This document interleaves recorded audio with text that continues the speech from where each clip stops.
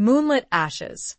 Talia Whitmore had spent her life ignoring the mark on her wrist, the strange sigil that pulsed beneath her skin. But when the blood moon rose, the pain became unbearable. The town fell silent. The wind carried a scent she did not recognize, but somehow knew. And when she turned, he was there watching her, his golden eyes filled with recognition. "You were never meant to live among them," he murmured. "You were meant to rule beside me." Chapter 1. The Mark of Whispers. The kettle whistled, a shrill, insistent sound that sliced through the quiet hum of Talia Whitmore's late afternoon reverie. She blinked, the steam from her forgotten tea swirling around her face like a gentle, dissipating ghost. At 62, Talia found herself increasingly drawn to these moments of quiet contemplation, the world outside her cozy cottage fading into a muted backdrop. The small, coastal town of Seabrook, Maine, had been her sanctuary for the past decade, a place where the relentless march of time seemed to slow, allowing her to breathe, to heal, to simply be. She poured the steaming water into her favorite porcelain cup, the delicate floral pattern a comforting reminder of her grandmother. Rosehip tea, her grandmother had always said, was good for the soul. Talia wasn't so sure about souls anymore, but the ritual, the familiar scent, the warmth in her hands, was undeniably soothing. As she settled back into her worn armchair, her gaze drifted to the window. The late October sky was a tapestry of bruised purples and fiery oranges, the setting sun casting long, dancing shadows across her small garden. The wind, a constant companion in Seabrook, whispered through the drying leaves of the hydrangeas, a sound that usually brought her peace. Today, however, it carried a subtle undercurrent of unease. Her left wrist throbbed, a dull, persistent ache that had been her unwelcome companion for as long as she could remember. She absently rubbed the smooth skin, her fingers tracing the outline of the strange mark that resided there. It was a crescent moon, intertwined with a stylized wolf's head, a birthmark, the doctors had always said. But Talia knew, deep down, that it was something more. It had always been there, a subtle, almost invisible blemish in her youth. But as she'd grown older, it had become more pronounced, the lines darker, the shape more defined, and the throbbing that had intensified with age, particularly around the full moon. Tonight was the blood moon, a rare and potent lunar event. The ache in her wrist was already a palpable presence, a simmering heat beneath her skin. She'd tried, for most of her life, to ignore it, to dismiss it as a quirk of her body, a harmless anomaly. After the incident with Daniel, her late husband, ignoring the unusual had become a survival mechanism. Denial was a powerful shield, and Talia had wielded it expertly for decades. Daniel.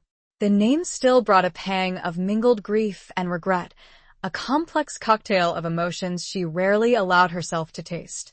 His death, 20 years ago, had shattered her world, leaving her adrift in a sea of sorrow and unanswered questions. The official explanation was a heart attack, sudden and unexpected. But Talia had always felt something else. A shadow, a whisper, a truth hidden just beneath the surface. She took a sip of her tea, the warmth spreading through her chest, a small comfort against the growing chill in the air. The wind howled outside, rattling the window panes, and the shadows in her garden seemed to deepen, to coalesce into something watchful. A shiver traced its way down her spine. Talia wasn't a woman prone to fanciful notions. She was a retired librarian, a creature of logic and order, of carefully catalogued facts and meticulously researched histories. And yet tonight, the air crackled with an energy she couldn't explain, a sense of impending change that settled heavy in her bones. She glanced at the antique clock on the mantelpiece, its steady tick-tock a reassuring counterpoint to the growing unease in her heart. Almost 6 o'clock. The blood moon would be rising soon. She should close the curtains, light the fire, and lose herself in a good book. That was her usual routine, her carefully constructed defense against the world, against the memories, against the mark. But tonight, something held her rooted to her chair. A sense of anticipation, of inevitability. It was as if the very air was holding its breath, waiting for something to happen. Something significant. Something terrifying. The throbbing in her wrist intensified, a sharp, searing pain that made her gasp. She clutched at her arm, her fingers digging into her flesh, as if trying to hold back the tide of something breaking free. The pain was unlike anything she'd ever experienced, a fiery current that spread from her wrist up her arm, into her chest, her heart. She closed her eyes, fighting against the rising panic. Breathe, Talia, breathe. It's just the moon. It's just a sound, faint but distinct, cut through the howling wind. A low growl, primal and unsettling. It came from the woods that bordered her property, the dark, ancient forest that held the secrets of Seabrook, the whispers of its past. Talia's eyes snapped open. She stood, her legs trembling, and moved towards the window, drawn by an invisible force, a compulsion she couldn't resist. The blood moon was rising, casting an eerie, crimson glow over the landscape. The trees swayed in the wind, their branches like skeletal arms reaching out to grasp her. And then she saw him. He stood at the edge of the woods, a silhouette against the blood-red sky. Tall, broad-shouldered, his form radiating a power that made her breath catch in her throat. She couldn't see his face clearly, but she could feel his eyes, burning with an intensity that seemed to pierce through the darkness, through her very soul. Golden eyes. Eyes that held a strange, unsettling familiarity. Eyes that seemed to recognize her, to know her in a way that no one ever had. A wave of dizziness washed over her, and she stumbled, grabbing onto the windowsill for support. The pain in her wrist was almost unbearable now, a burning brand that seemed to connect her, inextricably, to the figure in the woods. The wind carried his scent to her, a wild, intoxicating aroma of pine needles, damp earth, and something else. Something animalistic, untamed, that both terrified and fascinated her. She knew, with a certainty that defied logic, that her life, her carefully constructed sanctuary, was about to change forever. The blood moon had risen, and he had come for her. The pain on her wrist flared one last time, and she felt a connection snap into place, strong like steel cable. Chapter 2. Crimson Awakening. The world seemed to tilt on its axis. Talia gripped the windowsill tighter, her knuckles white, her breath coming in ragged gasps. The scent, that wild, intoxicating blend of pine and something primal, intensified, filling her senses, overwhelming her. It was a scent she should know, and yet it resonated deep within her, awakening something ancient and dormant. He moved. Not quickly, not threateningly, but with a deliberate grace that spoke of immense power held in check. He stepped out of the shadows of the trees and into the full, crimson glow of the blood moon. And Talia saw him. He was magnificent, tall, with shoulders that strained against the fabric of a dark, worn leather jacket. His hair was the color of midnight, thick and slightly unruly, falling to his jawline. His face, it was a face carved from granite, strong cheekbones, a firm jaw, a mouth that hinted at both a capacity for cruelty and a surprising tenderness. But it was his eyes that held her captive. Eyes of molten gold, luminous in the strange light, fixed on her with an intensity that stole the air from her lungs. "You were never meant to live among them," he murmured. His voice was a low rumble, a sound that vibrated through the very ground beneath her feet, through her bones, settling deep within her core. "You were meant to rule beside me."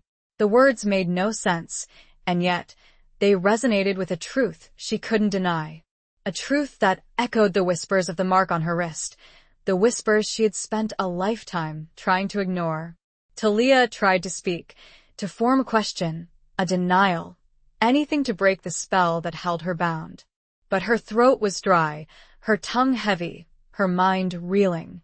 She could only stare, mesmerized, as he approached her cottage, his movements fluid and silent, like a predator stalking its prey. He stopped at the edge of her garden, a few feet from her window, the distance between them charged with an energy that crackled and sparked. He didn't smile, but there was a softening around his eyes, a flicker of something that eased the knot of fear in her chest, if only slightly. "Don't be afraid," he said, his voice softer now, a caress against the harshness of the wind. "I won't hurt you." But Talia was afraid. Terrified, in fact. But beneath the fear, a strange, unfamiliar emotion was stirring. A pull, a yearning, a sense of recognition. It was as if she had known him, somehow, in another life, in another time. Who are you?" She finally managed to whisper, her voice trembling. He tilted his head slightly, a gesture that was both curious and possessive. "You don't know?" he asked, a hint of disbelief in his voice. She shook her head, her eyes searching his, trying to find some answer, some explanation for the impossible reality unfolding before her. He reached out, his hand extending towards her, palm up, an invitation. His fingers were long and strong, calloused, hinting at a life lived outdoors, a life far removed from the quiet gentility of Seabrook. "Come with me," he said, his voice a low, hypnotic command. "And I will show you." Talia hesitated. Every instinct screamed at her to run, to hide, to lock herself away in her safe, predictable world. But the pull, the magnetic force that emanated from him, was too strong to resist. It was as if her very soul was being drawn to his, a connection forged in the crucible of the blood moon, a bond that transcended time and reason. She looked at her hand, at the mark on her wrist, which was now pulsing with a fierce, crimson light, mirroring the glow of the moon above. It was no longer just a mark, a birthmark, a quirk of her body. It was a symbol, a sign, a destiny. Slowly, hesitantly, she reached out and placed her hand in his. His skin was warm, surprisingly so, given the chill of the night. A jolt of energy, like a lightning strike, shot through her, from her fingertips to the very core of her being. It wasn't painful, but it was transformative. It felt as if 1,000 tiny pieces of herself, long fragmented and scattered, were suddenly clicking into place. He closed his hand around hers, his grip firm but gentle, and a sigh escaped his lips, a sound of relief, of completion. "Talia," he said, her name a whisper on the wind, a sound that resonated with both familiarity and reverence. "My Talia." The world around her seemed to fade, the sounds of the wind, the rustling of the leaves, the distant crash of the waves against the shore, all receding into a muted hum. All that remained was him, his golden eyes, his warm hand holding hers, and the undeniable truth that her life, her carefully constructed reality, had shattered into a million pieces, and that she was about to embark on a journey into the unknown, a journey guided by the light of the blood moon and the pull of a love she couldn't understand, a love that felt both terrifying and inevitable.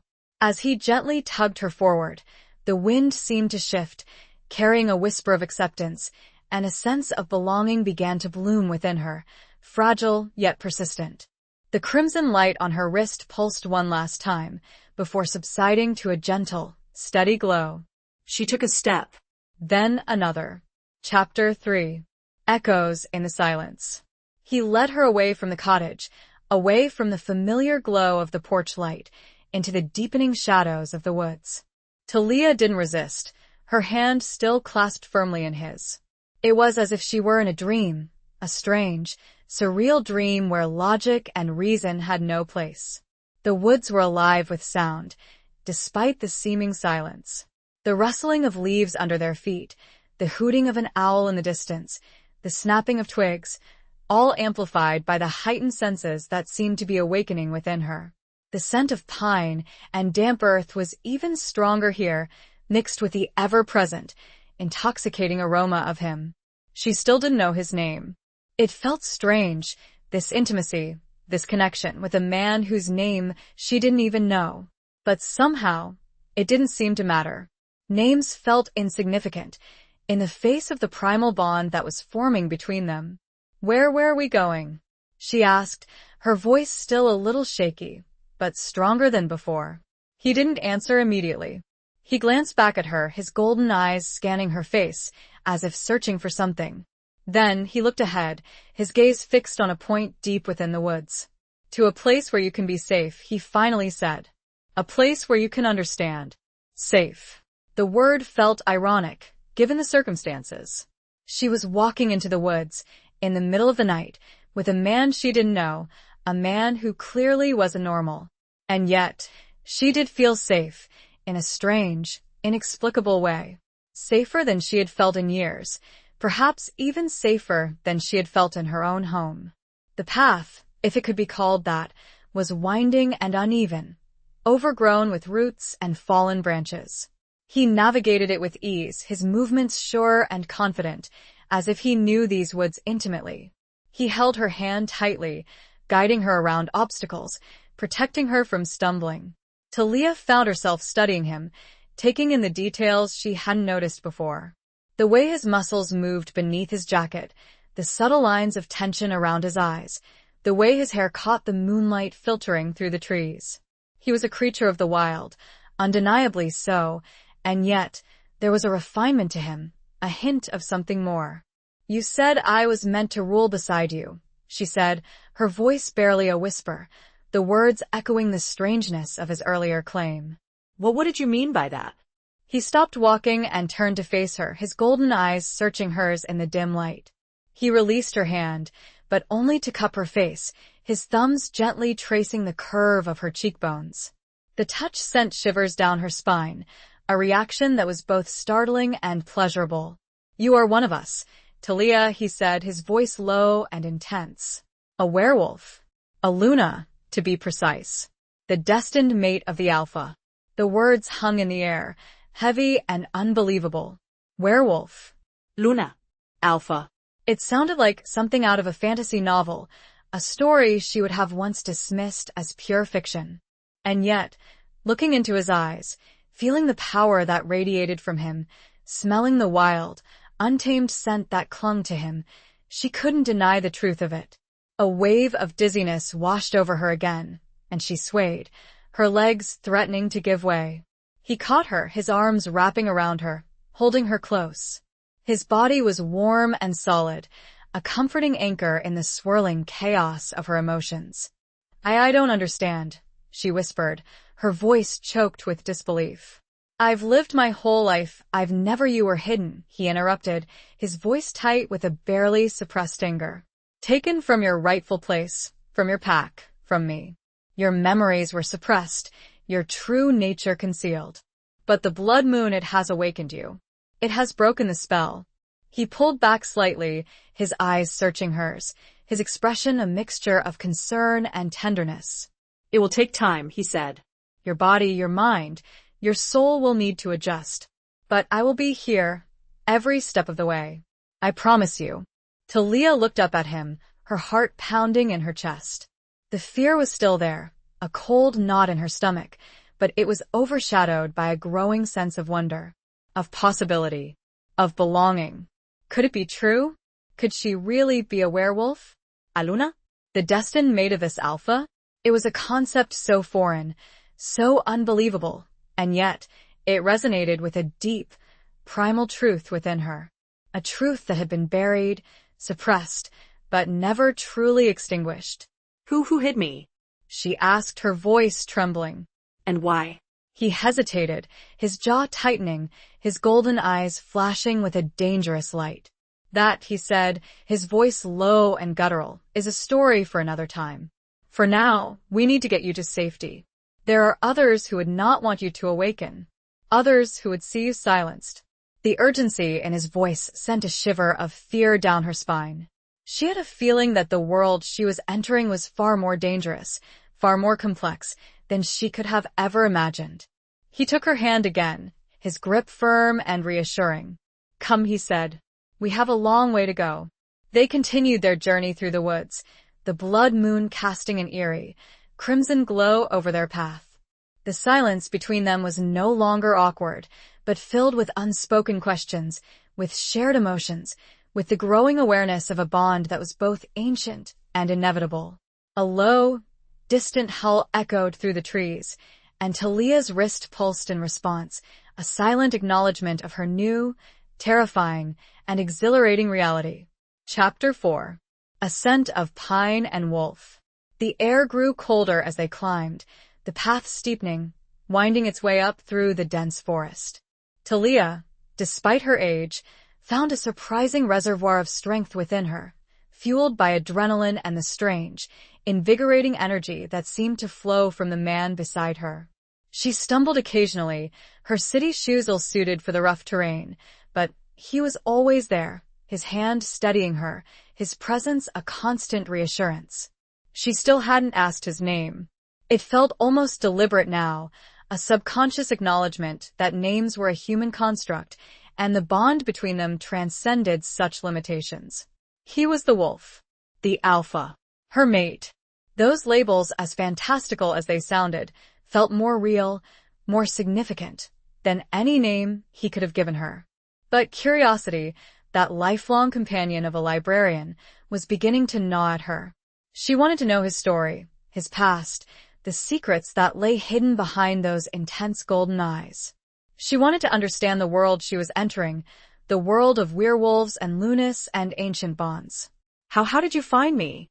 She asked, her voice breaking the silence that had fallen between them. He glanced at her, a flicker of a smile playing on his lips. The blood moon, he said. It called to you, and you answered. Your scent, it's unmistakable. Even after all these years, I would know it anywhere. Her scent. He'd mentioned it before. It was a concept that still felt strange to her, this idea that she had a scent that was unique, identifiable, that could draw him to her across time and distance. What does it smell like? She asked, a blush warming her cheeks. It was a ridiculous question, she knew, but she couldn't help herself.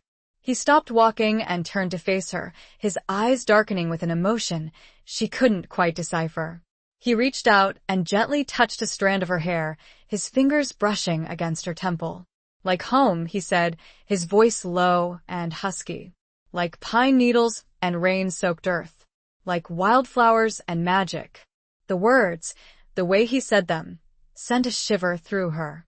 It was the most beautiful, the most poetic, the most intimate thing anyone had ever said to her. He leaned closer, his breath warm against her ear, and she could smell his scent, even stronger now, that intoxicating blend of pine and wolf, and something uniquely him.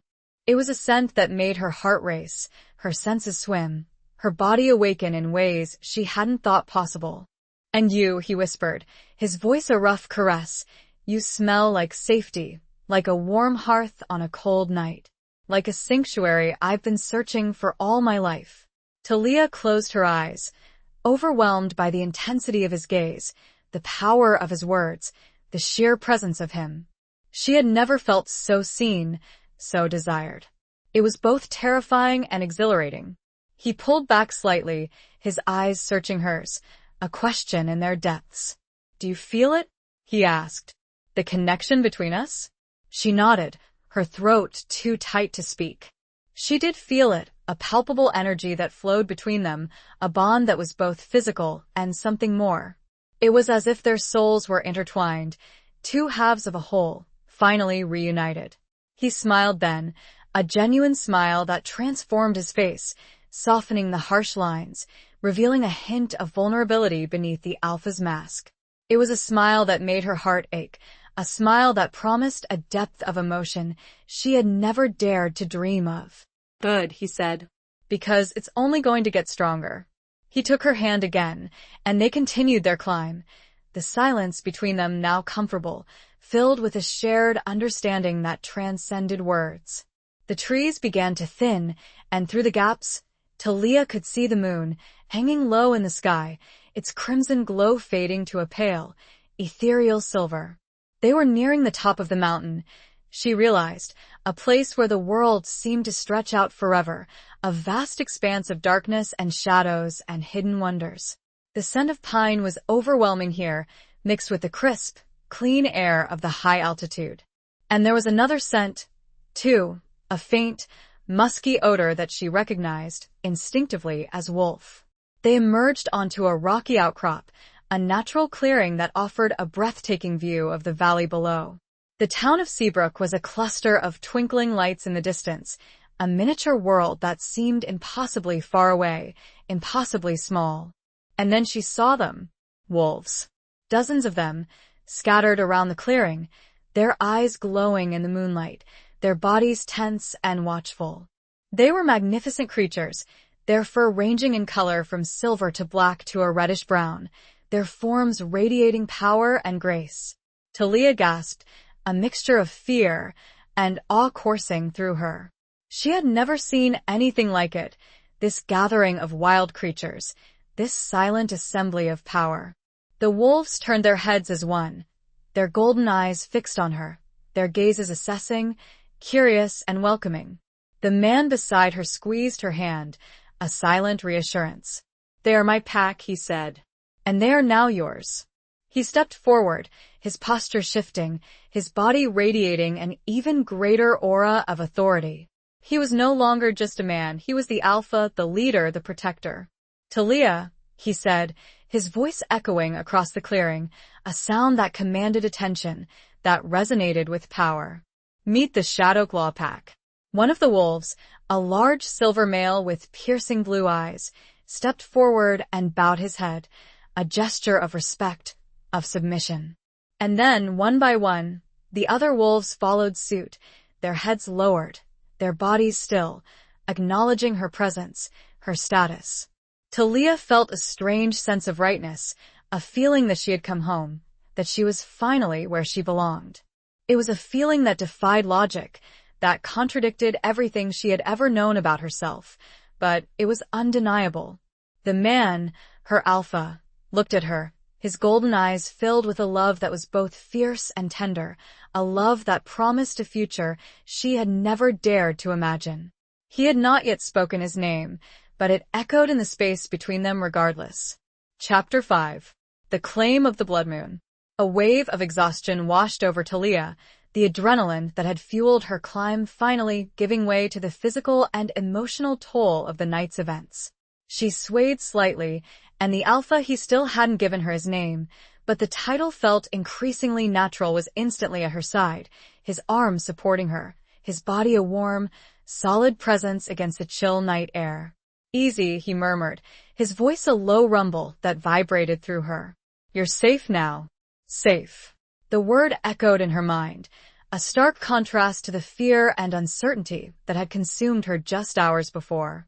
She looked around at the assembled wolves, their eyes glowing in the moonlight, their bodies radiating a power that was both awe-inspiring and comforting. They were her pack now, he had said. Her family. A concept that was still both foreign and strangely appealing. "I'm tired," she admitted, her voice barely a whisper. He nodded, his golden eyes filled with understanding. "I know," he said. "We'll rest soon." But first he turned to face the pack, his posture straightening, his voice taking on a tone of command. "The blood moon has brought her home," he announced, his words echoing across the clearing. "Talia, the Luna of the Shadowclaw Pack, has returned." A chorus of howls erupted from the wolves, a wild, exhilarating sound that sent shivers down Talia's spine. It was a sound of welcome, of acceptance, of celebration. The large silver wolf with the piercing blue eyes, the one who had first bowed to her, stepped forward again. He approached Talia slowly, his movements deliberate and respectful. He stopped a few feet away and lowered his head, his gaze fixed on hers. "Welcome, Luna," he said, his voice surprisingly deep and resonant, coming from the wolf's throat. Talia started, a gasp escaping her lips. She hadn't expected speech. The alpha chuckled, a low, warm sound that eased the tension in her shoulders. "Don't be alarmed," he said. "This is Kalen, my beta. He can communicate with you in this form, as can I and a few others. It's a gift of the alpha line." Talia nodded, still trying to process the impossible reality of a talking wolf. She looked at Kalen, at his intelligent blue eyes, and felt a strange sense of connection. He was her pack, her family, just as much as the alpha was. "Thank you, Kalen," she said, her voice still a little shaky. He dipped his head again, a gesture of acknowledgement. Then he turned to the alpha, his expression questioning. The alpha nodded, understanding the unspoken question. "We'll perform the bonding ceremony tomorrow night," he said. "Under the waning moon. For now, we rest." The bonding ceremony. The words sent a shiver of anticipation and a flicker of fear through Talia. It was the final step, the ritual that would solidify her connection to the Alpha, to the pack, to her new life. It was a commitment, a promise, a surrender. He led her away from the clearing, towards a small, sheltered cave nestled amongst the rocks. The cave was surprisingly warm and dry, the floor covered with soft furs. It was a simple dwelling, but it felt safe. A sanctuary. Rest, he said, gently guiding her towards the furs. I'll keep watch. Talia sank down onto the furs, her body aching with exhaustion. She watched as he settled down near the entrance of the cave, his back against the rock, his eyes scanning the surrounding woods. He was a guardian, a protector, a mate. What is your name? She asked, the question finally escaping her lips. He turned his head, his golden eyes meeting hers in the dim light. A slow smile spread across his face, a smile that transformed him, softening the harsh lines, revealing the man beneath the Alpha. Reese, he said, his voice a low, husky murmur. My name is Reese. Reese. The name felt right. It suited him, this wild, powerful, enigmatic man who had turned her world upside down. It was a name that resonated with strength, with mystery, with love. Reese, she repeated, testing the name on her tongue, savoring the sound of it. He nodded, his smile widening. Sleep now, Talia, he said. We have much to talk about, much to discover. But that can wait until morning. She closed her eyes, exhaustion finally claiming her. The last thing she saw, before drifting off to sleep, was Reese's silhouette against the moonlight, his golden eyes watching over her, protecting her, claiming her as his own. The scent of pine and wolf filled her senses, a comforting, intoxicating aroma that lulled her into a deep, dreamless sleep, a sleep filled with the promise of a new life, a new love, a new destiny. The faint memory of a growl, low and possessive, was the last sound she registered as sleep fully embraced her. Chapter 6. Shattered Reflections. Talia awoke to the scent of wood smoke and something savory cooking. She stretched, her muscles stiff and sore from the previous night's climb, and sat up, pushing the soft furs aside. The cave was filled with a warm, golden light, the sun streaming in through the entrance. Reese was nowhere to be seen. She stood, her legs a little wobbly, and walked to the entrance of the cave. The view was even more breathtaking in the daylight. The valley stretched out before her, a tapestry of greens and browns, the distant town of Seabrook a tiny smudge on the horizon. The air was crisp and clean, carrying the scent of pine and bacon. She spotted Reese then, a short distance from the cave, tending a small fire over which a cast iron skillet sizzled. He was shirtless, his back to her, his muscles rippling as he moved. Talia couldn't help but stare, admiring the sheer physicality of him, the raw power that he exuded. He was beautiful, a wild, untamed beauty that was both captivating and intimidating. He turned, sensing her presence, and a smile spread across his face. Good morning, he said, his voice warm and welcoming. Sleep well? Yes, she replied, her voice a little hoarse. Thank you. He gestured towards the fire. Breakfast is almost ready. I hope you like bacon and eggs. She did. Very much. It was a simple meal, a comfort food, but it felt perfect. A grounding normalcy in the midst of the extraordinary.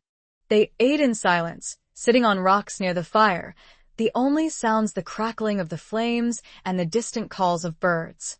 Talia found herself studying Reese, taking in the details she hadn't noticed before. The small scar above his left eyebrow, the way his hair curled slightly at the nape of his neck, the intensity of his gaze, even when he wasn't looking directly at her. Tell me, she said, breaking the silence. Tell me about us. About how I was hidden. He sighed, his expression clouding over. He put down his plate and leaned back against a rock, his gaze fixed on the distant horizon. It's a long story, he said. A painful one.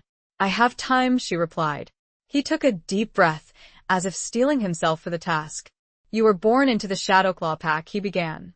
Your mother was the Luna, my father the Alpha. You were destined to be my mate from the moment you were born. It's a soul bond, Talia. Something that transcends choice, something that is written in our very blood.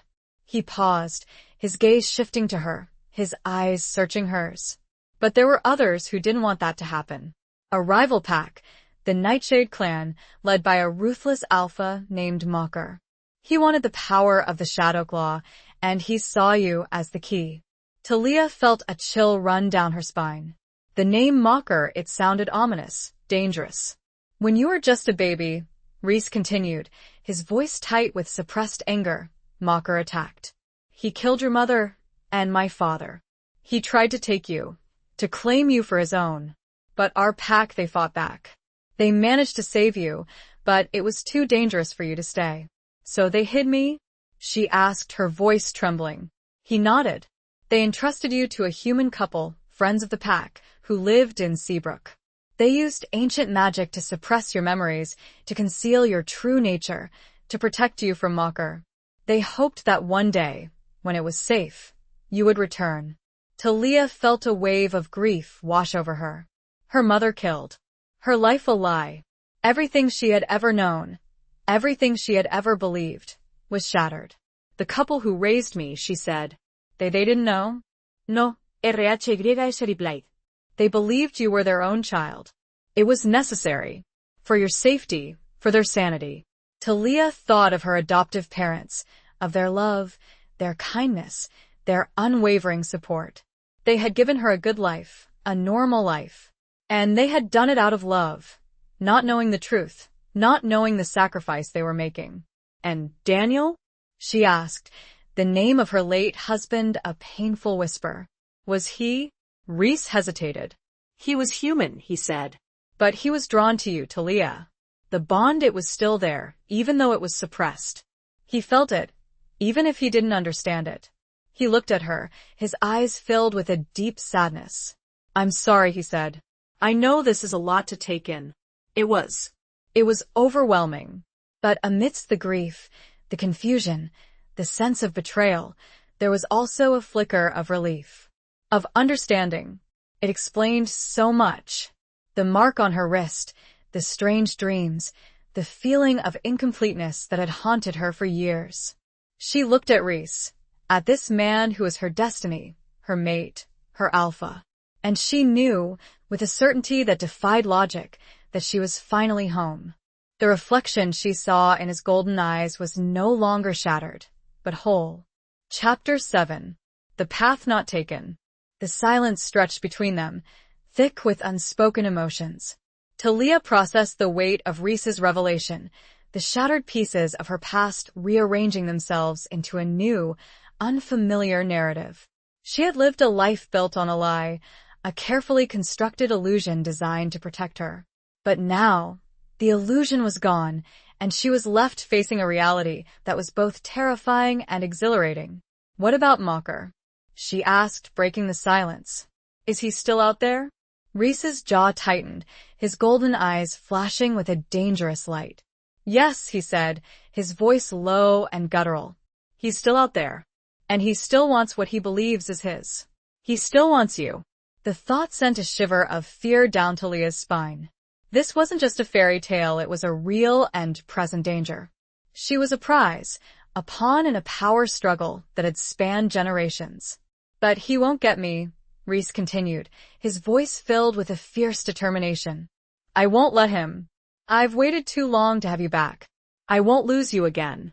His words, the intensity of his gaze, sent a warmth spreading through Talia's chest.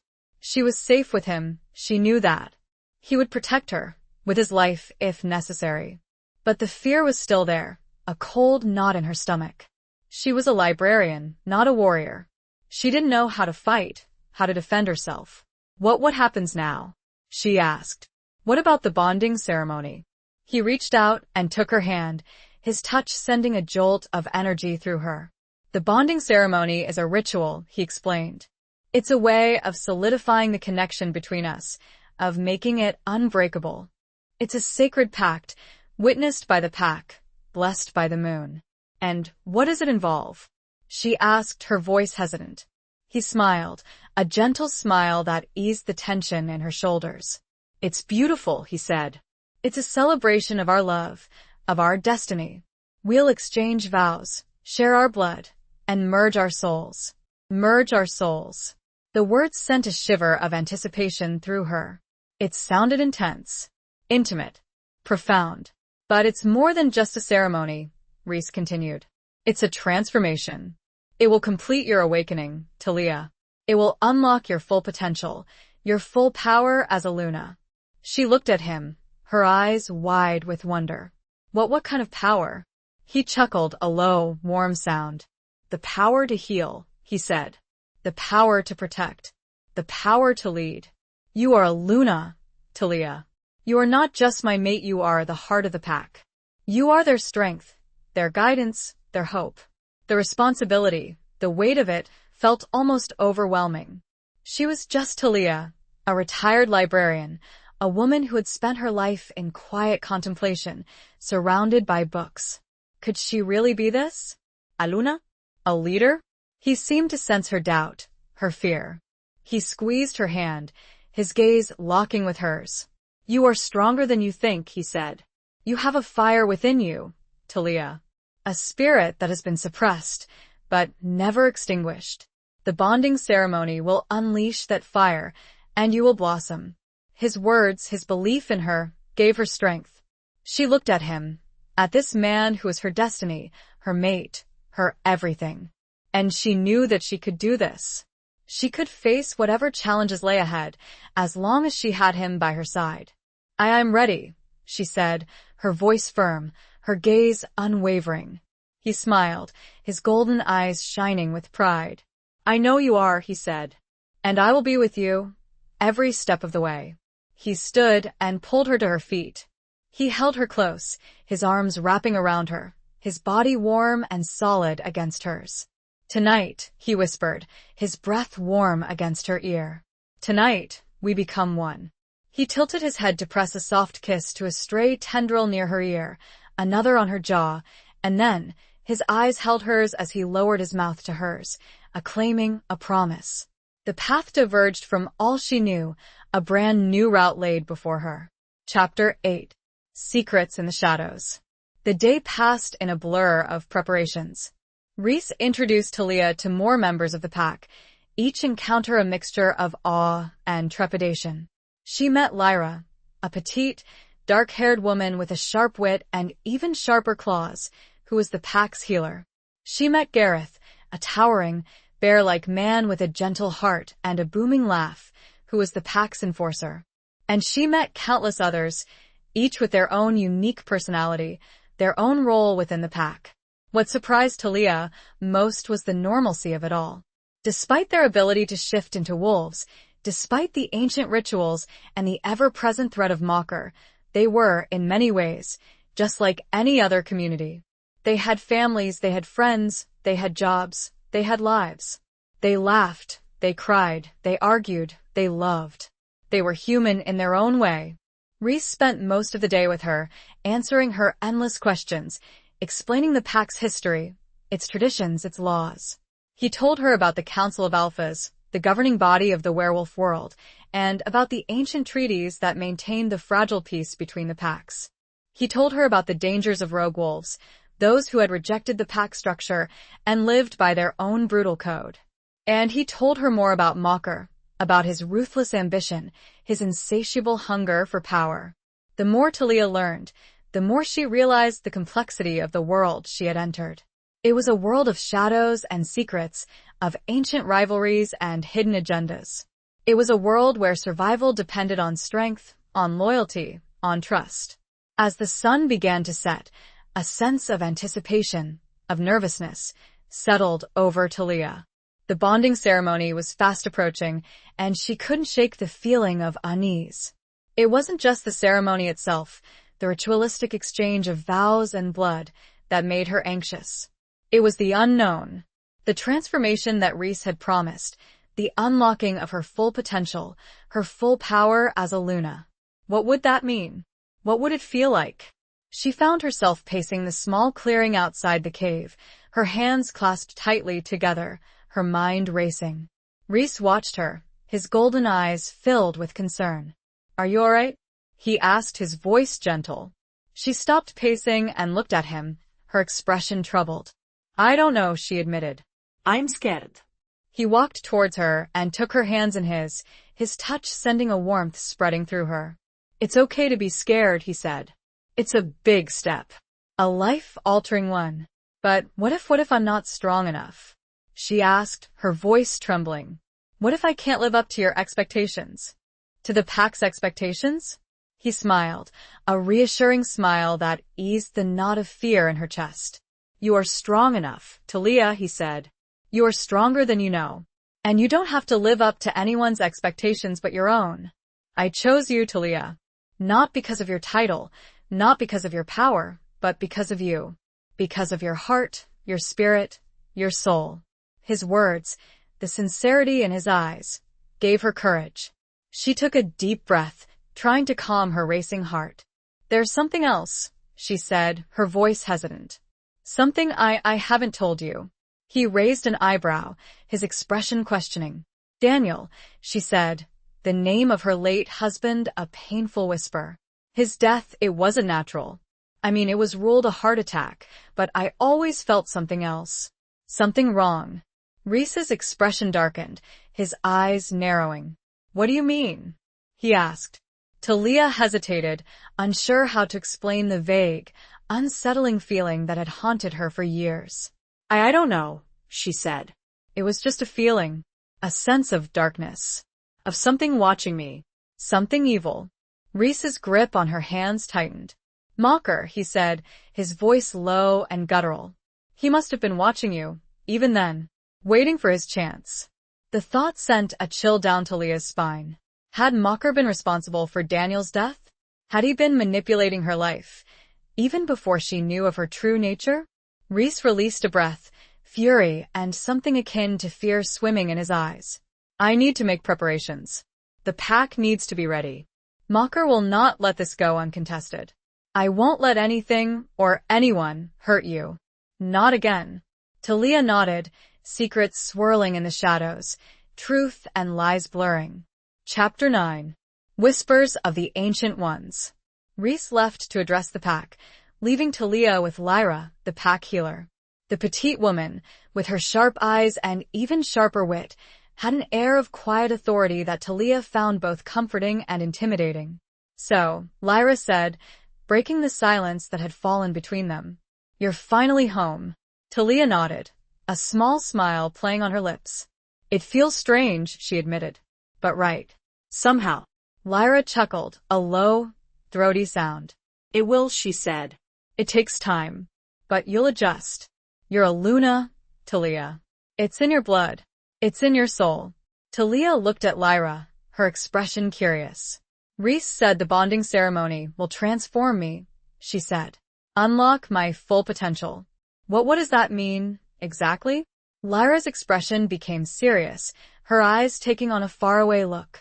It means you'll become one with the pack, she explained. You'll feel their emotions, their pain, their joy.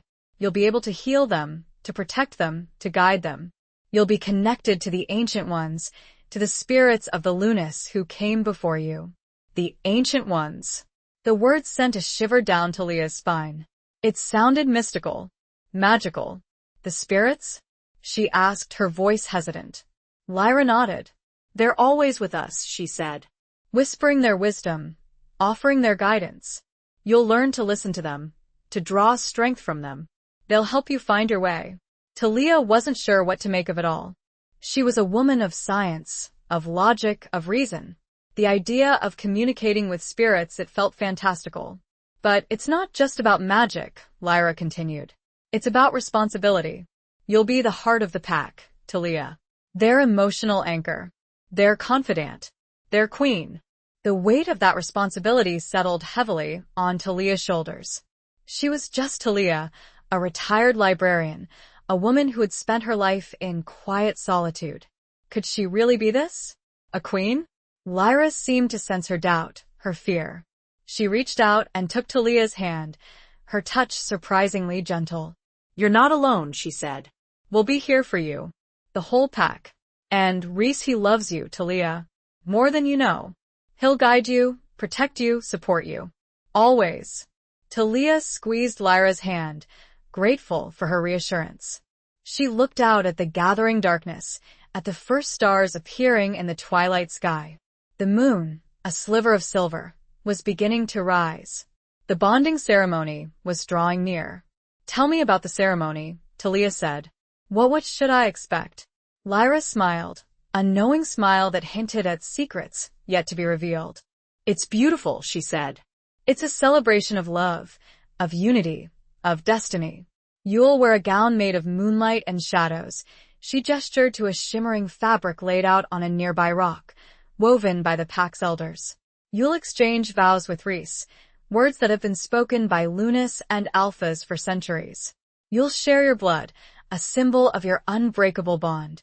And then you'll dance. Dance? Talia blinked, surprised. Under the moon, Lyra continued. A dance of souls, a merging of energies. It's intoxicating, exhilarating, transformative. Talia felt a flutter of anticipation in her chest. The ceremony sounded magical, romantic. And what about Mocker?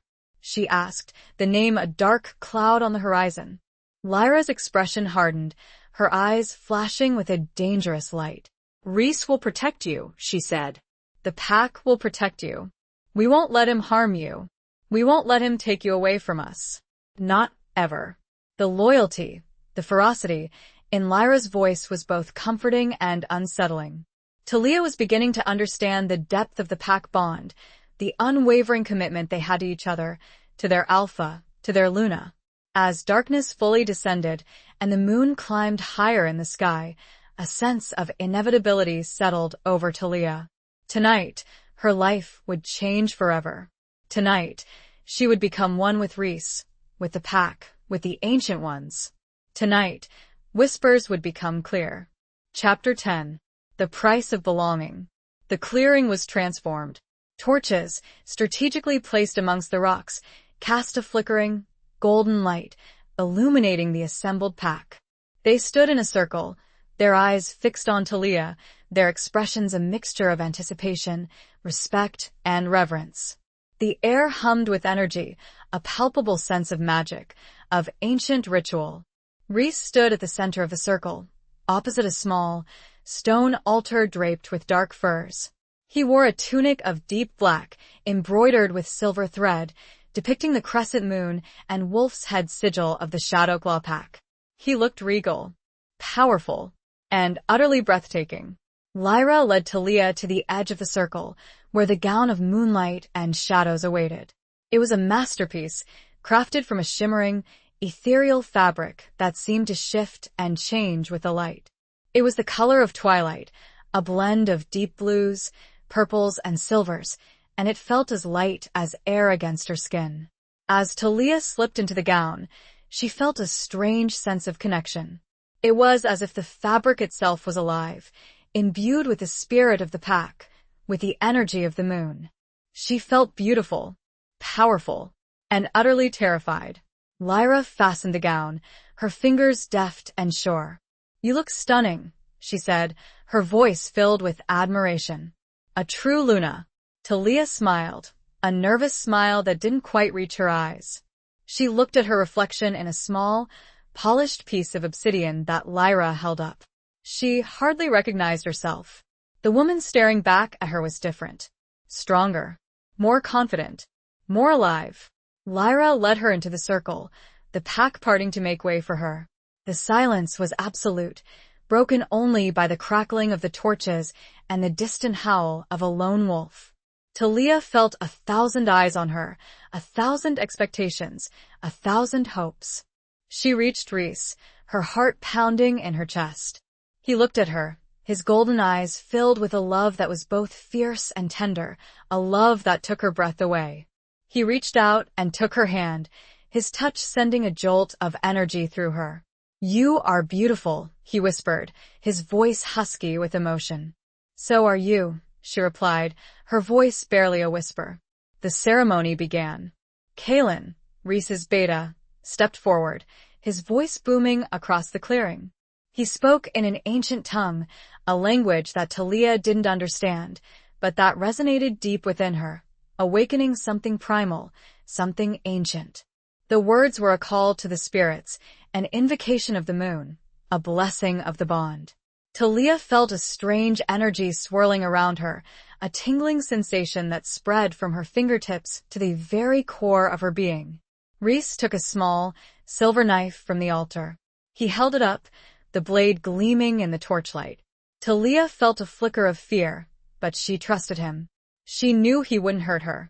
He made a small cut on his palm, the blood welling up, dark and crimson. Then, he took her hand and made a similar cut on her palm. The pain was sharp, but fleeting. He pressed his hand against hers, their blood mingling, becoming one. Talia felt a surge of energy, a powerful force that coursed through her veins, connecting her to Rhys, to the pack, to something greater. They exchanged vows, words that spoke of love, of loyalty, of eternity. Words that echoed the ancient bond, the destiny that had brought them together. I, Rhys, Alpha of the Shadowclaw Pack, take you, Talia, as my Luna, my mate, my everything. I vow to protect you, to cherish you, to love you, until the end of time. I, Talia, accept you, Rhys, as my Alpha, my mate, my everything. I vow to stand by your side, to support you, to love you for all eternity. The words, the vows, the shared blood, it was all a blur. Talia felt as if she were floating, detached from her body, connected to something vast and powerful. She felt the emotions of the pack, their joy, their hope, their love. She felt Rhys's love, a fierce, burning passion that consumed her, that made her feel complete. And then the dance began. Rhys took her hand, and they began to move, slowly at first, then faster, their bodies swirling, their souls merging.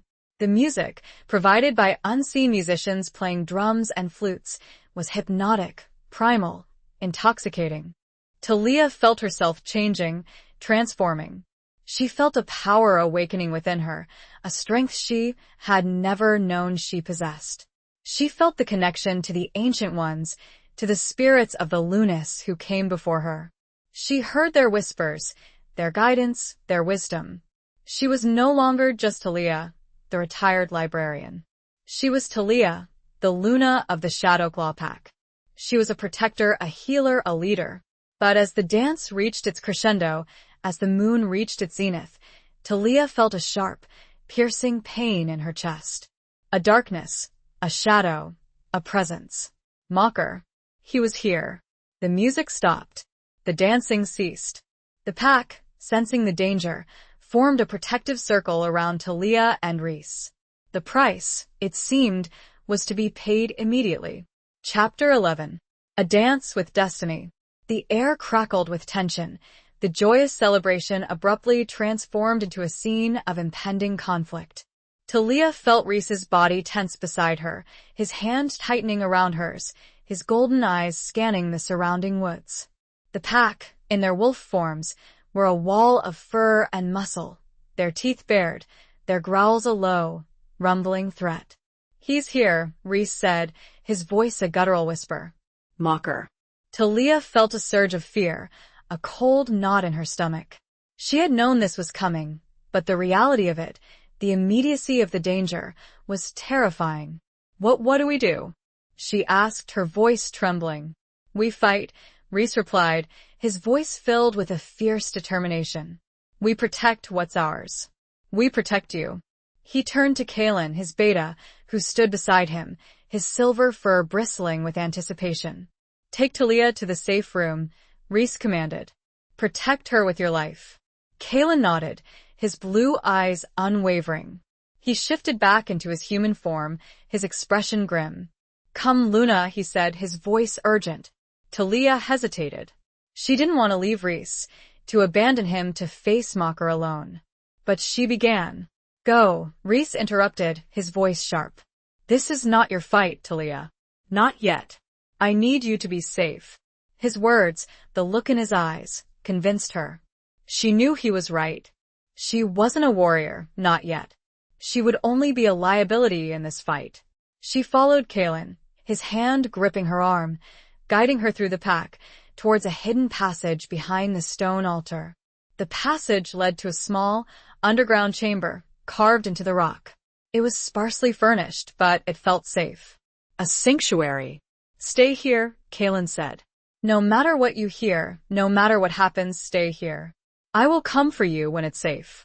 He shifted back into his wolf form, his blue eyes glowing in the dim light. He stood guard at the entrance of the passage, his body tense and watchful. Talia sank down onto a rough-hewn bench, her heart pounding in her chest. She could hear the sounds of fighting from above, the snarls and growls of the wolves, the clash of something against something. It was a terrifying symphony of violence, a stark reminder of the danger that lurked just beyond the walls of her sanctuary. She closed her eyes, trying to block out the sounds, trying to calm her racing heart. She focused on Reese, on his love, on his strength, on his promise. He would protect her. He would come for her. But as the minutes stretched into an eternity, doubt began to creep in. What if he failed? What if Mocker won? What would happen to her? To the pack? She remembered Lyra's words about the Ancient Ones, about the spirits of the Lunas who came before her. She closed her eyes again, focusing her thoughts, trying to reach out, to connect to something. "Help me," she whispered, her voice barely audible. "Help us." And then she felt it, a presence, a warmth, a voice. "You are not alone," the voice whispered, a gentle, soothing sound that echoed in her mind. "We are here. We are with you." Talia felt a surge of hope, a flicker of strength. She wasn't alone. She had the spirits of the Ancient Ones with her, guiding her, protecting her. "Listen to your heart," the voice continued. "Trust your instincts. You are stronger than you know." Talia opened her eyes, her gaze fixed on the entrance of the passage. She could still hear the sounds of fighting, but they seemed distant, less terrifying. She felt a new sense of calm, of resolve. She stood up, her legs no longer trembling. She walked to the entrance of the passage, her hand resting on the cold, hard rock. She didn't know what was happening above, but she knew one thing: she wouldn't cower in fear. She would face whatever came, with courage, with strength, with hope.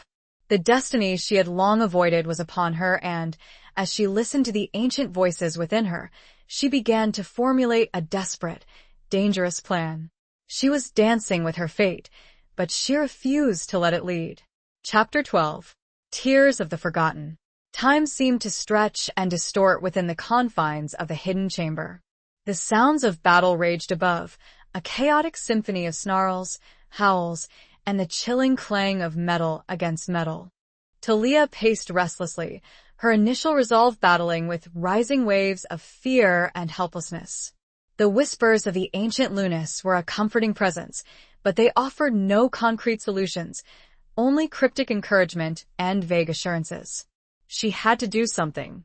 She couldn't just sit here, waiting, while Reese and the pack risked their lives for her. But what could she do? She was a librarian, not a fighter. Her only weapons were her wits, her knowledge, and the nascent, untested power of her Luna bond. An idea, fragile and desperate, began to form in her mind. It was a long shot, a gamble based on half-remembered folklore and the whispers of the Ancient Ones. But it was all she had. She focused her thoughts, reaching out to the pack, to Reese, trying to tap into the newly formed bond. She felt a surge of emotions, a chaotic mix of fear, anger, pain, and determination. She could feel Reese, his strength, his love, his struggle. He was fighting fiercely, but he was tiring. She closed her eyes, concentrating on the image of the stone altar, the place where the bonding ceremony had taken place. It was a sacred space, imbued with the power of the moon, with the energy of the pack. It was a focal point. "Use the altar," the voice of the Ancient Ones whispered. "Channel the energy. Focus your will." Talia opened her eyes, her gaze fixed on the entrance of the passage. She knew what she had to do. It was risky, dangerous, but she had no choice. She took a deep breath, steeling her nerves. She reached out to Kalen, to his wolf form guarding the passage. She couldn't speak to him directly, but she could communicate. Through the bond. Kalen, she thought, projecting her thoughts, her intentions, into his mind. I need to get to the altar. I can help. Trust me. She felt a flicker of resistance, of protectiveness. He was bound to protect her, to keep her safe. But she pushed harder, sending him images of the altar, of the energy swirling around it, of her plan. Please, she pleaded. I know what I'm doing. I can help Reese. I can help the pack. She felt his hesitation, his internal struggle. And then she felt his acceptance. He stepped aside, his blue eyes meeting hers, a silent acknowledgement of her command. Talia stepped out of the passage, her heart pounding in her chest. The clearing was a scene of chaos. Wolves clashed with wolves, their fur flying, their teeth bared. She saw Reese, fighting fiercely against a massive, black-furred wolf with eyes of burning red. Mocker. The sight of him sent a wave of fear through her, but she pushed it aside. She had to focus. She had to reach the altar. She darted across the clearing, dodging the battling wolves, her eyes fixed on the stone altar. She reached it, her hands trembling as she placed them on the cold, rough surface. She closed her eyes, focusing her thoughts, channeling the energy of the moon, of the pack, of the ancient ones. She felt a surge of power, a tingling sensation that spread through her entire being. Help us, she whispered, her voice barely audible above the din of battle. Give us strength. Give us victory. She opened her eyes and she saw it. A faint, shimmering light emanating from the altar, growing stronger, brighter, spreading outwards in a wave of energy. The wolves, both Shadowclaw and Nightshade, paused in their fighting, their heads turning towards the altar, their eyes wide with awe. The light enveloped Talia, bathing her in its warm, golden glow. She felt a surge of power, of confidence, of love. She looked at Reese, at his exhausted, battered form. She reached out to him, through the bond, sending him her strength, her love, her hope. Fight, she thought, her voice echoing in his mind. Fight, my love. We are with you. She saw his eyes widen, his expression shifting from exhaustion to determination. He roared, a powerful sound that echoed across the clearing and charged at Mocker, his movements renewed, his strength restored. The tide of the battle had turned. The Shadowclaw pack, inspired by Talia's act, by the power of the Luna bond, fought with renewed ferocity. The Nightshade wolves, weakened and demoralized, began to falter, to retreat. Talia watched, her heart filled with a mixture of hope and fear. The battle was far from over, but for the first time, she believed they could win. A tear trickled down her cheek, a tear of relief, of gratitude, of love. A tear shed not just for those fighting, but for all the forgotten Lunas that made her unexpected bravery possible. Chapter 13. The Heart's Betrayal. The battle raged on, a brutal dance of fur and fang, of claws and teeth. Talia remained at the altar, her hands still pressed against the cold stone, channeling the energy, supporting the pack, strengthening Reese. She could feel their emotions, their pain, their determination, their hope. She was connected to them, a part of them, their Luna. But she was also a target. Mocker, seeing his advantage slipping away, turned his attention to Talia. He disengaged from Reese, his eyes burning with hatred, his voice a guttural snarl. You! He roared, his voice echoing across the clearing. You are the key. The power. I will have you. He charged towards her, his massive form a blur of black fur and muscle. The Shadowclaw wolves tried to intercept him, but he was too fast, too strong. He brushed them aside, his eyes fixed on Talia, his intent murderous. Talia felt a surge of fear, but she didn't flinch. She stood her ground, her gaze unwavering. She was the Luna, the protector, the hope. She wouldn't cower. She wouldn't run. Reese saw Mocker's attack, his eyes widening with horror. He roared, a sound of pure rage, and launched himself at Mocker, trying to intercept him. But it was too late. Mocker reached Talia, his claws extended, his teeth bared. He lunged at her, his intent to kill, to claim her power, to end her. But someone else moved faster. Kalen, Reese's beta, in his wolf form, leaped in front of Talia, taking the full force of Mocker's attack. He was thrown backwards, his body slamming against the stone altar, a sickening crunch echoing across the clearing. Talia screamed, her heart breaking. Kalen, he had saved her. He had sacrificed himself for her. He lay there, his silver fur stained with blood, his blue eyes fading, his breath coming in ragged gasps. Talia rushed to his side, her hands trembling as she reached out to him. Kalen, she cried, her voice choked with tears. No. Please no. He looked at her, his eyes filled with a strange mixture of pain and peace. He tried to speak, but only a gurgling sound came out. Protect Reese, he thought, his thoughts weak, fading. Protect the pack. And then his eyes closed. He was gone.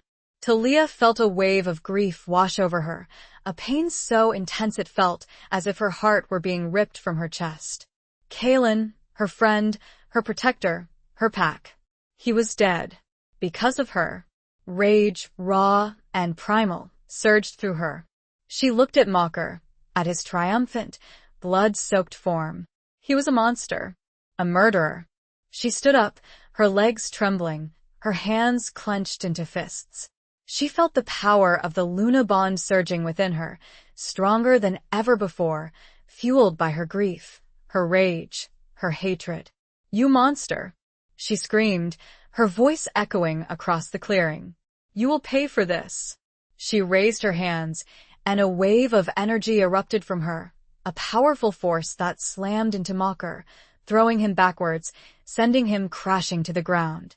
The wolves, both Shadowclaw and Nightshade, stopped fighting, stunned by the display of power.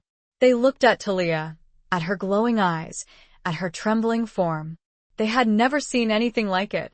Talia felt a strange detachment, as if she were watching herself from outside her body. She was filled with a power she didn't understand, a rage she couldn't control. She walked towards Mocker, her steps slow and deliberate. He was struggling to get up, his body injured, his spirit broken. You will pay, she repeated, her voice low and guttural, a voice that was not her own. She raised her hand again, ready to unleash another wave of energy, to end him. But then, she felt a hand on her arm, a warm, familiar touch. Reese. Talia, he said, his voice gentle, pleading. Stop. This isn't you. She looked at him, at his concerned, loving eyes. She saw the pain, the grief, the fear in his gaze. And she hesitated. The rage, the power, began to recede, replaced by a wave of exhaustion, of sorrow. She felt herself collapsing, her legs giving way. Reese caught her, his arms wrapping around her, holding her close. It's okay, he whispered, his voice soothing. It's okay. I've got you. Talia buried her face in his chest, her body shaking with sobs. Kalen's death, her own near death, and this brutal betrayal of her heart's desire for peace had shattered something within her. The weight of leadership, the price of belonging had struck in one fell swoop. Chapter 14. Echoes of a Lost Love. The clearing fell silent, the sounds of battle replaced by the soft sobs of Talia, held tightly in Reese's arms. The wolves, both Shadowclaw and Nightshade, watched, their expressions a mixture of awe, confusion, and grief. Kalen's death had cast a pall over the victory, a stark reminder of the cost of war, of the price of freedom. Reese carried Talia back to the cave, his heart heavy with sorrow. He laid her gently on the furs, his hands lingering on her face, his eyes filled with a deep, abiding love. He knew the pain she was feeling, the grief, the guilt, the rage. He had felt it himself, countless times, throughout his long life. He's gone, Reese, Talia whispered, her voice choked with tears. Kalen, he's gone. Because of me. Reese shook his head, his voice gentle. No, Talia, he said. It wasn't your fault. It was Mocker. Kalen, he chose to protect you. He was a warrior, a loyal beta. He would have done the same for any member of the pack. But Talia began, her voice trembling. No buts, Reese interrupted, his voice firm. You are not to blame. You are the Luna, Talia. You are our hope, our strength, our light. Kalen knew that. He died protecting that light. His words, the sincerity in his eyes, offered a small measure of comfort, but the pain was still raw, the wound still fresh. Talia buried her face in her hands, her body shaking with sobs. Reese sat beside her, his arm around her, his presence a silent support. He didn't try to stop her tears. He knew she needed to grieve, to release the pent-up emotions. He just held her, his love a steady anchor in the storm of her sorrow. As Talia's sobs gradually subsided, she became aware of a faint scent, a familiar aroma that tugged at her memories. It was the scent of roses, and something else, pipe tobacco. She looked up, her eyes searching the cave. There were no roses, no pipe tobacco. The scent was impossible. Daniel? She whispered, the name of her late husband a question on her lips. Reese stiffened beside her, his eyes narrowing. What did you say? He asked. Talia shook her head, confused. I smelled roses, she said. And pipe tobacco. It was Daniel's scent. Reese's expression darkened, his jaw tightening. It's impossible, he said. Daniel is gone. But Talia knew what she had smelled. It was real. She closed her eyes, trying to focus, to reach out to something. He's here, she whispered, her voice barely audible. Daniel, he's here. Reese stood up, his eyes scanning the cave, his senses on high alert. He could smell nothing but the usual scents of earth, of furs, of wolf. Talia, he said, his voice gentle but firm. You're exhausted. You're grieving. You're imagining things. But Talia knew she wasn't imagining things. She felt it, a presence, a faint echo of a love that had been lost. No, she said, her voice stronger now. He's here. I can feel him. She stood up, her legs still a little wobbly, and walked towards the entrance of the cave. She looked out at the clearing, at the assembled wolves, at the moon. And then she saw him, a faint, shimmering figure, standing at the edge of the woods. He was translucent, ethereal, but she recognized him instantly. Daniel, her late husband. Talia gasped, her heart pounding in her chest. She took a step towards him, her hand outstretched. Daniel? She whispered, her voice filled with disbelief, with hope. The figure smiled, a sad, gentle smile that tugged at her heart. He didn't speak, but she could hear his voice in her mind, in her soul. Talia, he whispered. My love. Tears streamed down Talia's face, tears of joy, of grief, of confusion. She didn't understand how this was possible, but she didn't care. He was here. He was back. The spectral figure nodded slowly towards a spot in the trees and disappeared. A new kind of fear began to stir within her. A ghost of her love had returned. But why? And what did he want? Chapter 15. Scars of the Past.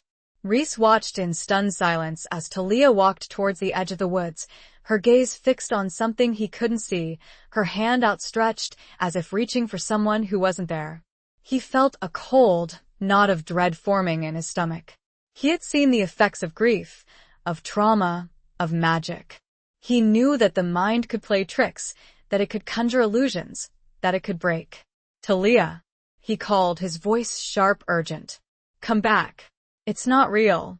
But she didn't seem to hear him. She continued walking, her movements slow and deliberate, as if drawn by an invisible force. She reached the edge of the woods, where she had seen the apparition of Daniel, and stopped. Reese followed her, his heart pounding in his chest. He reached her side, his hand gripping her arm, his eyes searching her face.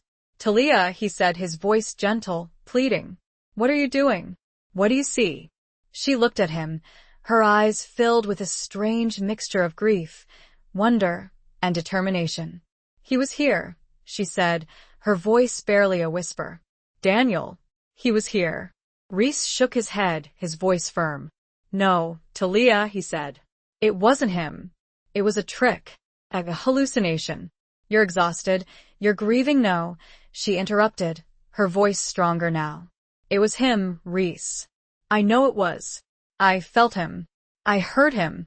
She pointed towards a spot deep within the woods, a place where the shadows seemed to coalesce, to deepen. He went that way, she said. He wants me to follow him. Reese felt a surge of jealousy, of anger. He didn't believe in ghosts, in spirits, in second chances. He believed in the here and now, in the bond that he shared with Talia, in the love that he felt for her. Talia, he said, his voice tight with emotion. Don't do this. Don't chase shadows. Daniel is gone. He's dead. You need to let him go. But Talia didn't seem to hear him. She pulled away from his grasp, her gaze fixed on the spot in the woods. I have to go, she said, her voice determined. I have to find out. And then, she turned and walked into the woods, disappearing into the darkness, leaving Reese standing alone, his heart breaking. He watched her go, his mind reeling. He didn't understand what was happening, what she was doing, what she was feeling. He only knew that he was losing her, that she was slipping away from him, drawn by the ghost of a love that was lost. He wanted to follow her, to stop her, to bring her back. But he knew he couldn't. He had to respect her choice, her will. He had to trust her, even if he didn't understand her. He turned back to the clearing, to the assembled pack. They were watching him, their eyes filled with concern, with questions. He knew they were wondering what was happening, what he was going to do. He took a deep breath, steeling his nerves. He was the alpha, the leader, the protector. He had a responsibility to his pack, to Talia. Stay here, he commanded, his voice firm. Guard the clearing. Protect the wounded. I will go after her. And then, he turned and followed Talia into the woods, his heart heavy with dread, his mind racing with possibilities. He didn't know what he would find, what he would face, but he knew one thing. He wouldn't give up on her. He would bring her back. No matter the cost. The trees seemed to close in around him, the shadows deepening, the air growing colder. He could feel a presence, a faint, ethereal energy that tugged at his senses. It was familiar and utterly terrifying. He pushed forward, his determination unwavering, driven by his love for Talia, by his fear for her safety, by his hope that he could save her from the scars of her past, from the ghost of her lost love. He would save her, or lose himself trying. Chapter 16. The gathering storm. The woods were silent, save for the rustling of leaves under Reese's feet and the distant hooting of an owl.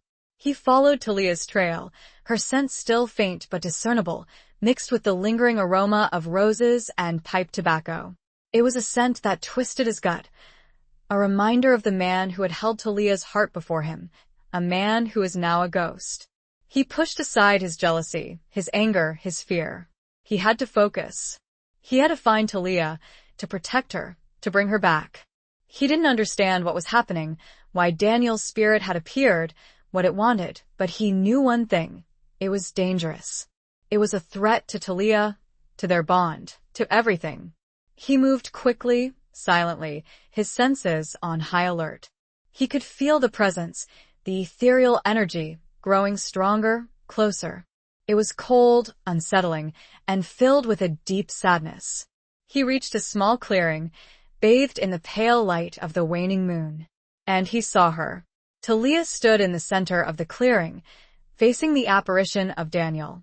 The figure was clearer now, more defined, but still translucent, ethereal. He looked exactly as Reese had imagined him from Talia's descriptions, tall, handsome, with kind eyes and a gentle smile.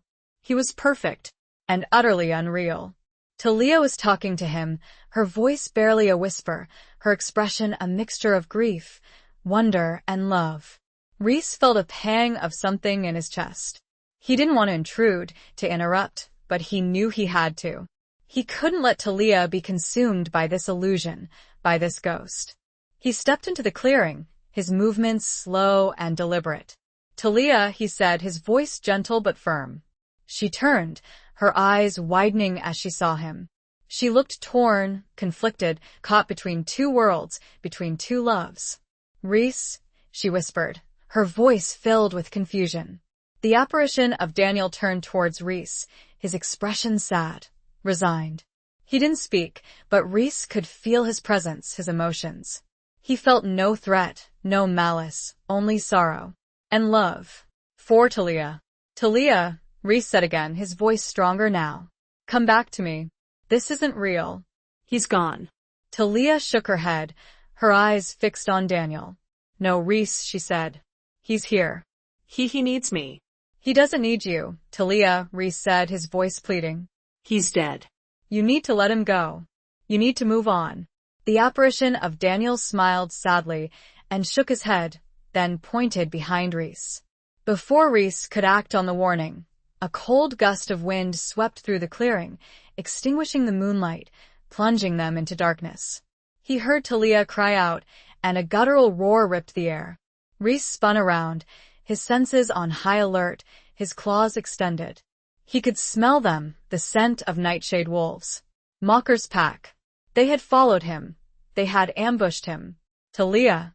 He roared, his voice filled with fear, with rage. He heard the sounds of fighting, of claws against flesh, of teeth against bone. He couldn't see, but he could feel. He felt the presence of the nightshade wolves, their hatred, their hunger. He fought blindly, his instincts taking over, his body a weapon. He slashed, he bit, he roared, protecting himself, protecting Talia. He had to find her. He had to protect her. He had to save her. But the darkness was his enemy, and the nightshade wolves were many. He felt claws tearing at his flesh, teeth sinking into his muscles. He was losing. And then he heard a scream. Talia's scream. A scream that pierced through the darkness, that ripped through his soul, that stopped his heart. Talia. He roared again, his voice filled with despair, with horror. He stumbled blindly through the darkness, his hands outstretched, searching for her, reaching for her. But he found nothing. The fighting ceased. The nightshade wolves retreated, their scent fading, their presence gone. The moonlight returned, bathing the clearing in its pale, ethereal glow. And Reese saw her. Talia lay on the ground, her body still, her eyes closed, her face pale. He rushed to her side, his heart pounding in his chest. He knelt beside her, his hands trembling as he reached out to her. Talia, he whispered, his voice choked with tears. No, please no, he felt for a pulse, a sign of life, anything. But he found nothing. She was gone. The gathering storm of Mocker's hatred had taken her. Chapter 17. Where Shadows Collide. Reese cradled Talia's lifeless body in his arms, his world shattering around him. The clearing, once a scene of ethereal beauty, was now a graveyard of hope, stained with the blood of loss and the ashes of betrayal. He rocked her gently, his tears falling onto her still face, his heart a gaping wound of grief and rage. He had failed. He had promised to protect her, to keep her safe, and he had failed. Mocker had won. He had taken Talia.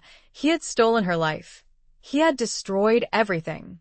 A low growl rumbled in Reese's chest, a primal sound of anguish and fury. He looked down at Talia, at her peaceful expression, at the faint trace of a smile on her lips. She looked serene, as if she were finally at peace. But Reese was not at peace. He was consumed by a rage he had never felt before, a burning desire for vengeance, a bloodlust. He gently laid Talia's body on the ground, his hands lingering on her face, his eyes memorizing every detail, every line, every memory. He stood up, his body trembling, his claws extended, his eyes burning with a golden fire. He would find Mocker. He would hunt him down. He would make him pay. He would avenge Talia. He threw back his head and roared, a sound of pure, unadulterated rage, a sound that echoed through the woods, a sound that shook the very ground beneath his feet. It was a challenge, a declaration of war, a promise of death. The Shadowclaw pack, hearing their alphas roar, emerged from the woods, their eyes filled with grief, with anger. They had heard the sounds of battle. They had felt the loss of their Luna. They had sensed the darkness. They gathered around Reese, their bodies tense, their teeth bared, their growls a low, rumbling chorus of vengeance. They were ready to fight, to kill, to avenge. Reese looked at them, his pack, his family, his army. He saw their pain, their anger, their loyalty. He felt their strength, their support, their love. He knew he wasn't alone. He had them. And they had him. "Mocker," he said, his voice low and guttural, a voice filled with hatred and determination. "He took her. He killed her. He will pay." The pack roared in agreement, their voices blending with Reese's, their anger echoing through the woods. It was a sound that promised death, a sound that promised justice. "We will hunt him down," Reese continued, his voice rising in intensity. "We will find him. We will destroy him. We will avenge Talia. We will avenge Kaelin." The pack howled, their voices a wild, exhilarating chorus of vengeance. They were ready. They were united. They were unstoppable. Reese turned and walked towards the spot where Talia had fallen, where her scent still lingered, where her spirit remained. He knelt down and touched the ground, his fingers tracing the outline of her body, his heart aching with loss. "I will find you, Talia," he whispered, his voice barely audible. "I will avenge you. I will never forget you." He stood up, his eyes fixed on the distant mountains, where Mocker's stronghold lay hidden, where the shadows collided, where destiny awaited. He shifted into his wolf form, his massive body radiating power, his golden eyes burning with a fierce, unyielding fire. He was no longer just Reese, the alpha of the Shadowclaw pack. He was vengeance incarnate. He let out another roar, a sound that challenged the heavens, a sound that promised death to his enemies, a sound that echoed the pain of his shattered heart. And then he ran, his pack following close behind, their paws pounding the earth, their hearts beating as one, their minds fixed on a single goal, revenge. The hunt had begun, and the clash of shadows that had already wounded so many promised to take everything from those that remained. Chapter 18. The Unveiling of Truth. The journey to Mocker's stronghold was arduous, a relentless trek through treacherous terrain, across snow-capped mountains and through dense, dark forests. Reese led the pack, his senses on high alert, his body driven by a primal rage, his heart fueled by a burning desire for vengeance. He pushed himself and his pack to their limits, stopping only for brief moments of rest, fueled by the memory of Talia, by the need to avenge her. He could feel Mocker's presence, growing stronger with each passing mile, a dark, twisted energy that radiated hatred, that mocked him. He could also feel something else. A faint, flickering presence, a whisper of hope. It was Talia. He didn't understand how it was possible, how she could still be present, after what he had seen, after what he had felt. But he clung to that faint hope, that tiny spark of possibility, like a lifeline in a sea of despair. As they neared Mocker's stronghold, a massive fortress carved into the side of a mountain, Reese slowed his pace, his mind shifting from blind rage to strategic planning. He knew they couldn't simply charge in, that they needed a plan, that they needed to outsmart Mocker. He gathered the pack around him, his eyes scanning their faces, assessing their strength, their readiness. They were exhausted, battered, but their spirits remained unbroken, their loyalty unwavering, their thirst for vengeance unquenched. "We will attack at dawn," Reese said, his voice low and firm. "We will use the element of surprise. We will hit them hard and fast. We will show them no mercy." The pack growled in agreement, their eyes burning with anticipation. They were ready. They were prepared. They were hungry. Reese outlined his plan, detailing their positions, their objectives, their strategy. He emphasized the importance of staying together, of protecting each other, of fighting as one. He knew that Mocker's forces were formidable, that they were ruthless, that they would fight to the death. But Reese was not afraid. He had nothing left to lose. He had already lost everything. He was driven by a force greater than fear, a force more powerful than death, love. As the first rays of dawn painted the sky with hues of pink and orange, Reese and the pack launched their attack. They stormed the fortress, their roars echoing through the mountains, their claws and teeth tearing through anything that stood in their way. The Nightshade wolves, caught off guard, fought back fiercely, but they were no match for the enraged Shadowclaw pack. The battle was brutal, bloody, a chaotic dance of death and destruction. Rhys fought like a demon, his body a whirlwind of fur and claws, his eyes burning with a golden fire. He tore through the Nightshade wolves, his rage unstoppable, his vengeance insatiable. He reached the heart of the fortress, where Mocker awaited him, his eyes burning with hatred, his voice a guttural snarl. You! Mocker roared. You dare to challenge me? You dare to defy me? Rhys didn't answer. He simply lunged at Mocker, his claws extended, his teeth bared, his heart filled with a burning desire for revenge. The two alphas clashed, their bodies colliding with a force that shook the very foundations of the fortress. They fought with a ferocity that was both terrifying and awe-inspiring. But as they fought, Rhys felt it again, that faint, flickering presence, that whisper of hope. It was Talia, and she was close. He followed the feeling, the pull, the connection. It led him to a hidden chamber, deep within the fortress, where a strange scene awaited him. Talia stood there, alive but different. She was surrounded by a shimmering, golden light, her eyes glowing with an otherworldly power. And beside her stood Daniel. Not a ghost, not an apparition, but a man. Alive and whole. Rhys stared in disbelief, his mind struggling to comprehend what he was seeing. It was impossible, and yet it was real. Talia? He whispered, his voice filled with confusion, with hope. She turned towards him, her eyes filled with a love that transcended time, that transcended death. Rhys, she said, her voice clear and strong. It's complicated. Daniel stepped forward, his expression apologetic. I can explain, he said. Mocker, he didn't kill Talia. He captured her. He used ancient magic, a ritual, to transfer her life force, her Luna power, into me. He wanted to control her, to use her power for his own gain. He made you believe she had died, to break you. The truth, unveiled, struck at them all, raw and unbelievable. Chapter 19. A Choice Among Ruins. The revelation hit Rhys like a physical blow, staggering him with its implications. Talia was alive. Daniel was alive.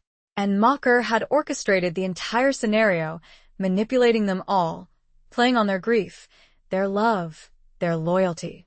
But how? Rhys stammered, his mind struggling to reconcile the reality before him with the death he had witnessed, the grief he had endured. Daniel stepped forward, his expression a mixture of guilt and relief. It's ancient magic, he explained. A forbidden ritual. Mocker used it to transfer Talia's life force, her Luna essence, into me. He made it appear as though she had died, to break you, to weaken the pack. He planned to control her through me. Talia stepped forward, her hand reaching out to Rhys. He underestimated the bond, Rhys, she said, her voice filled with a quiet strength. The Luna bond. It's stronger than death, stronger than magic. It couldn't be broken, only hidden. Rhys looked at Talia, at her glowing eyes, at the shimmering aura that surrounded her. He could feel the power emanating from her, a power that was both familiar and new. She was different, stronger, more complete. He looked at Daniel, at his resurrected form. He felt a surge of confusion, of jealousy, of anger. But beneath it all, he felt relief. Talia was alive. That was all that mattered.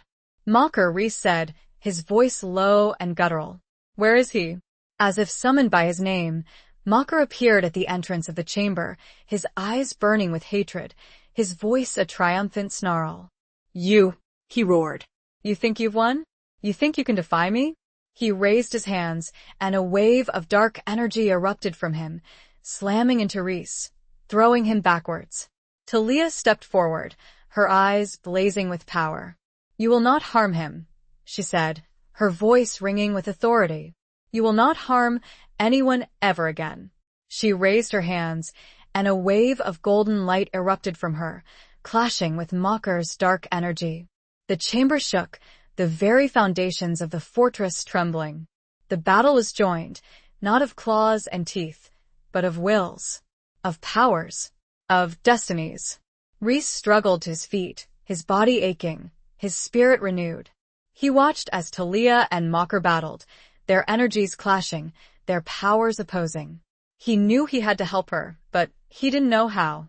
He looked at Daniel, at his confused, helpless expression. He saw the faint, shimmering aura surrounding him, the remnants of Talia's life force, her Luna essence. An idea, desperate and dangerous, formed in Rhys's mind. He knew it was a risk, a gamble, but he had no choice. "Daniel," he said, his voice urgent. "You have to give it back. You have to return her power." Daniel looked at him, his eyes widening with understanding. He knew what Rhys was asking, what he was offering. But how? Daniel asked, his voice trembling. "The bond," Rhys said. "The Luna bond. It's still there between you and Talia. You have to release it. You have to let her go." Daniel hesitated, his expression torn. He looked at Talia, at her battling form, at her power. He knew what he had to do. He closed his eyes, focusing his thoughts, reaching out to Talia, to the bond that connected them. He felt the power, the life force, the essence flowing through him. He felt her. He took a deep breath and he let go. He released the bond. He released the power. He released Talia. The shimmering aura surrounding him faded, his body weakening, his form diminishing. He collapsed to the ground, his eyes closing, his breath ceasing. But as Daniel's life force faded, Talia's power surged.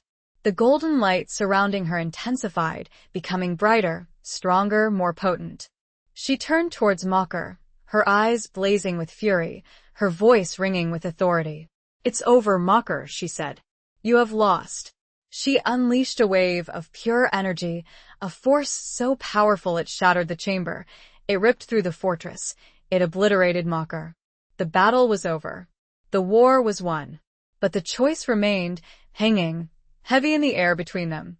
The ruins of Mocker's ambition formed an altar, of sorts, a symbol of their intertwined fates. Chapter 20. The final confrontation of hearts.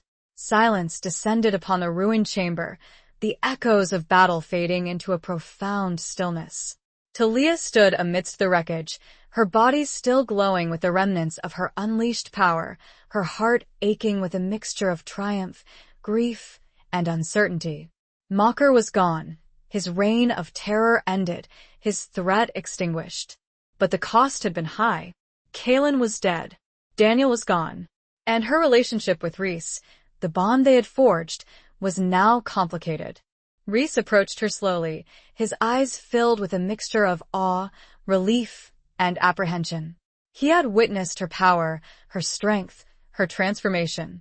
He had seen her connection to Daniel, the remnants of a love that had transcended death, a love that had challenged his own. "Talia," he said, his voice soft, hesitant. "Are you all right?" She looked at him, her eyes searching his, trying to gauge his emotions, his feelings. She saw the love, the concern, but she also saw doubt. A shadow of uncertainty that clouded his golden gaze. I don't know," she admitted, her voice trembling. "I'm different. Changed. I feel everything. The pack's joy, their grief, their hope. I feel you."